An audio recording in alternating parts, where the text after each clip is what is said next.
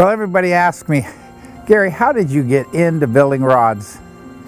Well, I really didn't get into building rods, I got into fishing. 1964, I got out of the Navy, and all of a sudden there seemed to be a summer run steelhead run in the Klamath River.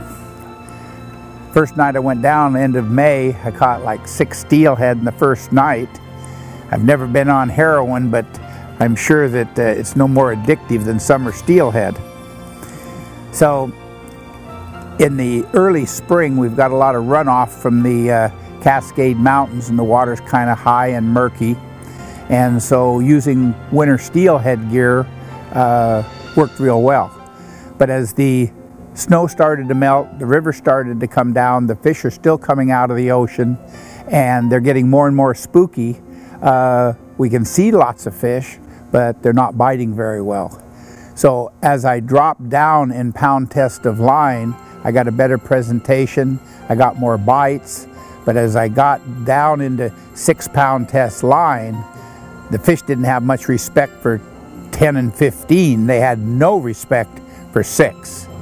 So what I ended up knowing, that it wasn't the pull that broke these fish off, it was the shock. If you go home and take 10-pound tests, wrap it around both hands, hold it out in front of you, you can't break it. But if you do this, you break it easy, so it's the shock. So I needed a long shock absorber. So what I did is I went down to the store and I bought a 9-foot fly rod. I extended the handle. I took off 4 or 5 of the guides at the bottom, put spinning guides on it, and I made this 9-foot fly rod into a 10.5-foot light spinning rod. There was nothing like that on the market at that time. So I started going down fishing, and needless to say, there'd be 10 people fishing, and I'd catch 10 fish and they'd all catch 1. And it didn't take very long before a couple of them caught on that I could walk down after they'd been fishing in the hole for an hour or 2 hours, make a couple casts, catch my 2 fish, and go on down to the hole. So one day this guy says, I caught my 2 fish, 2 casts. He turned around and said, okay, what are you doing? I said, I'm going home. No, he said, I know, I see you go home every night. How are you catching so many fish? So I explained to him about the light rod and what I did to do it. And he says, well, I want one. And I said, well, you go down, you buy a fly rod. No. He said, I don't know anything about making them. He says, make me one. I said, no, I don't build rods, I just fish.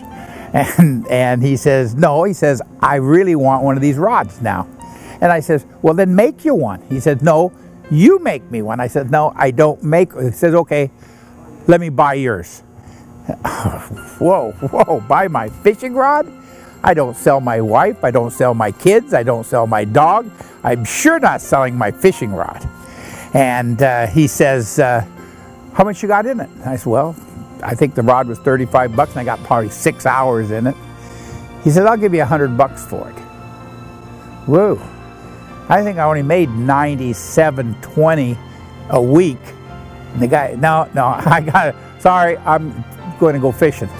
He says, I'll give you $150 for it. I said, now look, I don't sell my dog, I'm not selling my rod. Do you understand? He says, I'll give you $200 for it. I said, let me get the reel off of it. so I guess sometimes there is a price. So I take the reel off, I give it to him. I don't think I'd seen $200 my whole life. He was a construction, contractor. Man, I took that $200, I went down to the store, bought me a new fly rod, I went home, I made it into took my wife's fingernail polish, the clear fingernail polish, so I could get it done overnight, and with 5-minute epoxy, I was fishing the next night. I drive down onto the deal. There's a guy parked in my parking lot. Not mine really, but that's where I parked every night. And he's leaning against the car. Well, he said, hold it, mister. He said, are you the guy that's selling rods? Not me. He said, no. Guy told me, he says, the guy that's selling rods parks right here. I says, it isn't me. He said, do you know Al Hellenberg? I go, oh no. Yeah, I know Al Hellenberg. He said you're selling rods for $200 a piece. I said, let me get the reel off of it. So that's how I got into making custom rods. But I was just a little smarter than the next bear. I went down, bought me another rod, went right home and taught my wife how to fix them. So my wife ended up being probably one of the top custom rod builders in the world, and she was making more money than I was making. So that's how I got into it.